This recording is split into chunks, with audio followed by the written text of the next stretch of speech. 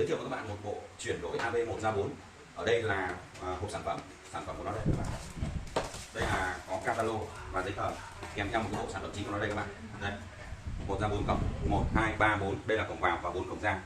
Đây là một điều khiển phía đằng trước, 1 2 3 4 là để điều khiển cho 4 cái cổng phía đằng sau. Đó, một đầu vào ta có thể điều khiển được 4 âm ly. Như vậy các bạn sẽ không cần phải thay đổi âm ly khi mà muốn chuyển đổi các hệ thống nhạc khác nhau. Bây giờ tôi sẽ chỉ cho các bạn cách kết nối cách rất đơn giản như sau.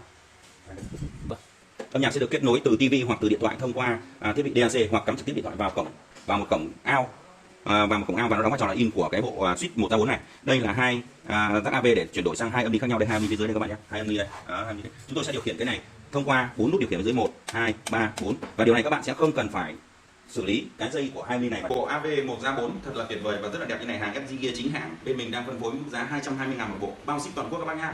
Mô tả chi tiết vui lòng xem video đi kèm. Cảm ơn các bạn.